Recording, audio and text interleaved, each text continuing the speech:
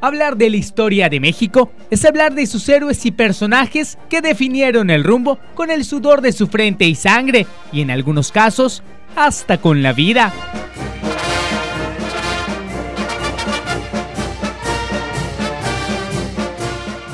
Entre los nombres figura a la cabeza el del párroco Miguel Hidalgo y Costilla, José María Morelos y Pavón, Vicente Guerrero en la Independencia, Francisco I. Madero, Emiliano Zapata, Francisco Villa en la Revolución, por mencionar algunos.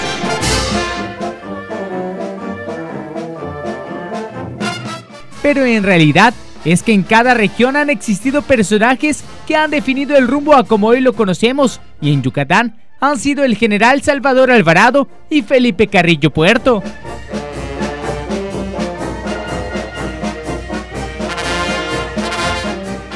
Contemporáneos, estos políticos fueron gobernadores del estado. Alvarado Rubio en el periodo de 1915 a 1917 y Carrillo Puerto de 1922 al 24, pero en este lapso dejaron su sello, el cual años después sería replicado en varias partes del país.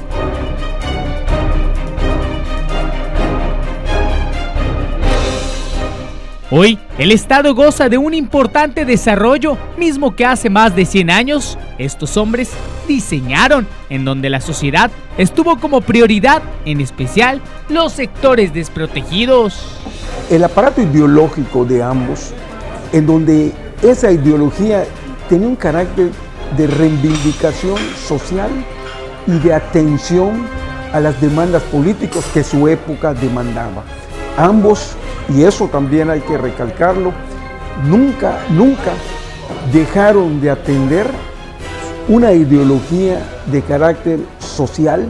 Historiadores han coincidido en que ambos personajes guardan importantes similitudes, tanto en su vida y obra, mismas que actualmente se ven reflejadas en nuestro entorno. Si nosotros invocamos a Carrillo Puerto, invocamos a Salvador Alvarado, en todo nuestro alrededor, como el caso de Carrillo Puerto, ¿qué herencia mejor que la fundación de lo que hoy es la Universidad Autónoma de Yucatán? En el caso de Alvarado, ¿qué mejor invocación? De crear condiciones legales que permitieron una mejor educación en su época. Y que, fíjense qué interesante es, que hoy se están recreando las condiciones educativas en pleno siglo XXI, 100 años después. Todavía gozamos de ese prestigio de la educación y hoy lo estamos aplicando también en los mismos modelos que se desarrollan en la actualidad. Por ejemplo, destacan al general Salvador Alvarado como un líder que priorizó el desarrollo social.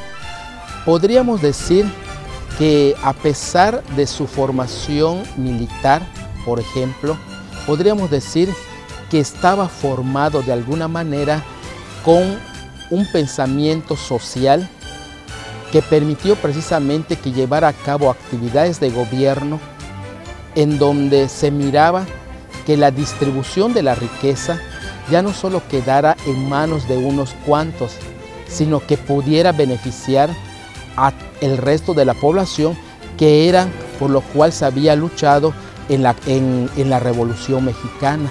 Mientras que Felipe Carrillo Puerto estuvo a favor de la preparación de las personas del interior del estado para que puedan trabajar. Ese proyecto universitario pues resultaba sin duda fundamental. Además era una universidad distinta a la del siglo XIX.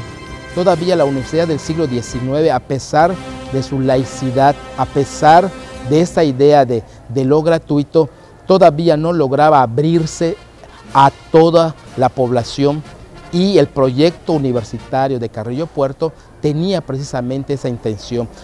Ambos lucharon también para darle la fuerza que demandaba la mujer, además de que emprendieron iniciativas que fueron punta de lanza en todo el país.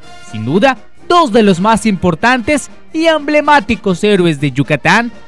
Que no hay ningún parangón dentro del siglo XX que pueda de alguna manera pensarse que opaquen las figuras cimeras de Álvaro Obregón y de Felipe Carrillo Puerto. Son singulares dentro de la historia yucateca. Salvador Alvarado y Carrillo Puerto vivieron y murieron por sus ideales, los cuales hoy en día arden en una sociedad que se niega a olvidarlos, siendo punto de referencia en las generaciones actuales.